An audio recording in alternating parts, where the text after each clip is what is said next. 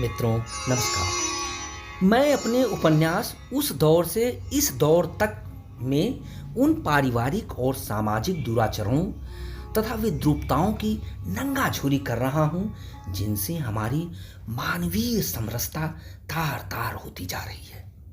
यौन अपराध, कौटुंबिक व्यभिचार, प्रकृति प्रदत्त अनुशासनों तथा काल परीक्षित मान्यताओं का अतिलंघन वर्तमान हिंदुस्तान की राम कहानी बनती जा रही हैं। आप सभी से अनुरोध है कि इस नई अपसंस्कृति को एक सिरे से नकारें, इसका निर्मम प्रतिकार करें। मित्रों, आइए इस उपन्यास के अगले अध्याय, जिसका शीर्षक है बहू का बॉयफ्रेंड, में कहानी किस करवट पलटती है उसका जायजा लें। वाचन पेश है। जब अश्विनी घर में आ धमकता तो रंजन बाबू की हालत जल के विछोह में तड़प तड़प कर जान देने वाली मछली की भांति हो जाती। अश्विनी आता भी तब जबकि धीरेन्द्र और सुरेंद्र घर पर नहीं होते। वे अपने अपने ऑफिस गए होते और जब धीरेन्द्र कुछ दिनों के लिए ऑफिस के दौरे पर गया होता और छोटे भाई सुरेंद्र की नाइट ड्यूटी चल रही होती तो अश्विनी रात के 10 बजे तक सविता के साथ ही रहता। रंजन बाबू हैरत में पड़ जाते। आखिर अश्विनी को यह कैसे पता चल जाता है कि घर में सिर्फ औरतें ही हैं। बेशक बड़ी बहू सविता ही उसे सूचना देकर बुलाती होगी। आखिर वह जो उसका बॉयफ्रेंड ठहरा, यूं भी वह तो उस पर लट्टू हुई रहती है। उसके घर में कदम रखते ही सविता का चेहरा कैसे दमक उठता है और जब वह उसे सावी कहकर प्यार से पुकारता है तो उसकी तो बाँछें ही खिल जाती हैं।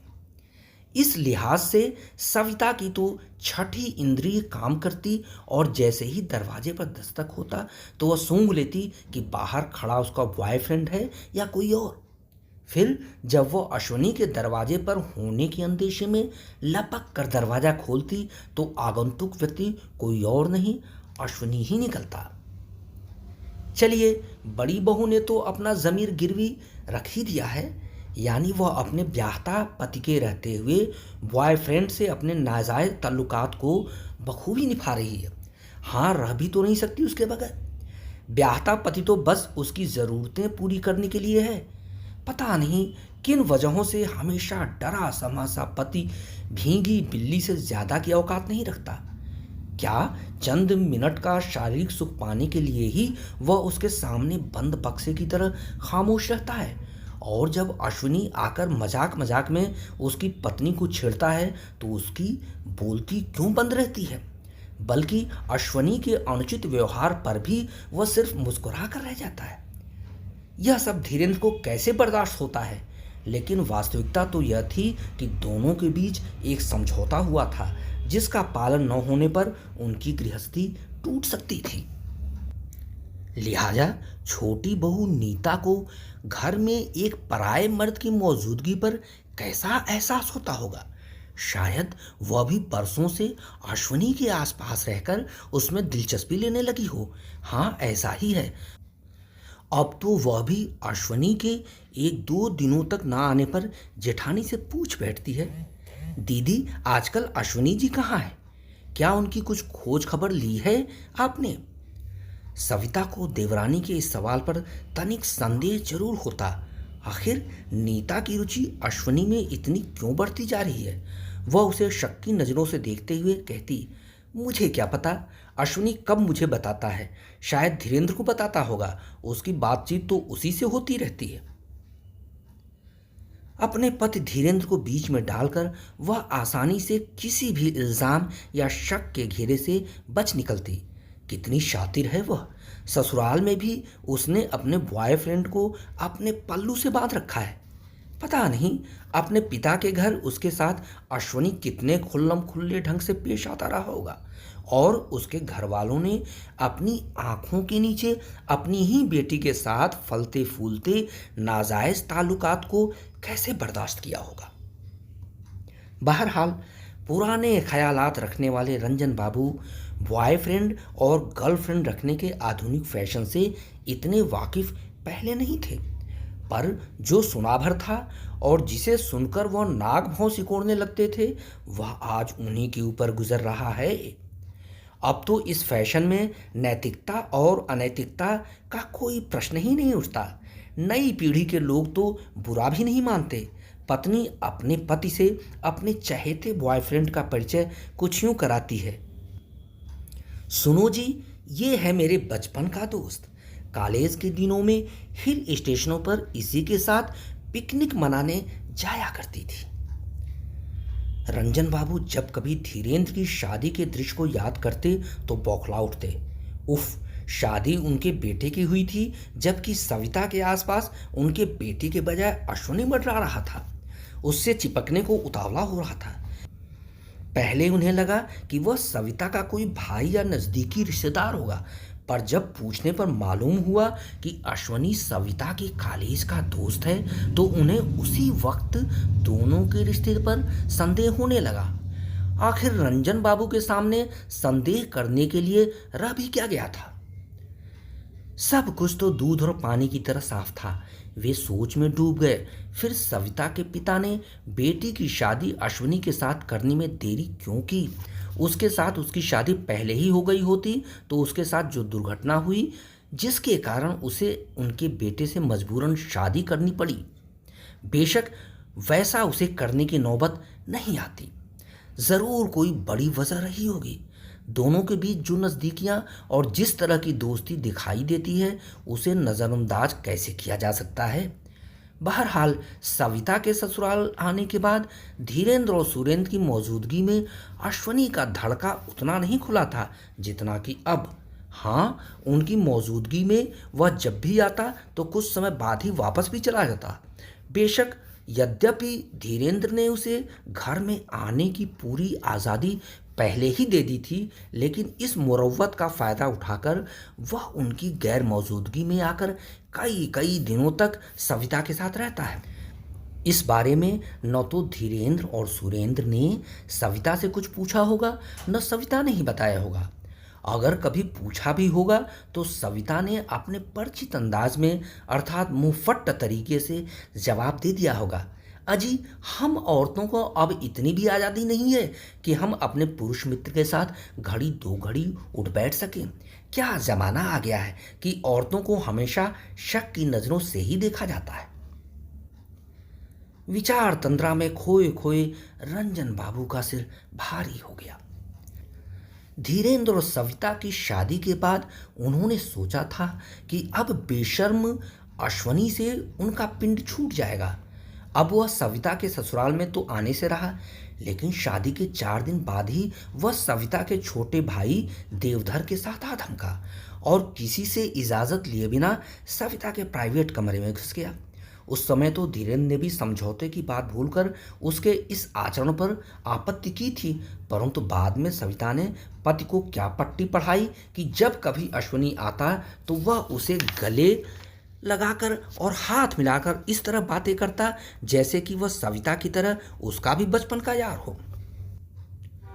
तब पिताजी यानी रंजन बाबू कोठी में ही रहते थे और बहू बेटों ने उन्हें बाहर का रास्ता नहीं दिखाया था। उस समय तक दबंग सास यानी रोहिणी के सामने सविता की भी ज्यादा नहीं चलती थी। रोहिणी तो अश्विनी और बहू सविता के बीच एक दीवार बनकर पहरेदारी करती थी। रंजन बाबू ने सोचा, चलो रोहिणी है तो इस घर के चरित्र पर कोई बुरा प्रभाव नहीं पड़ेगा। रोहिणी यानी उनकी पत्नी के उनके साथ संबंध भले ही अच्छे नहीं रहे, लेकिन बहुओं को तो वह सीधा करके ही रहेगी।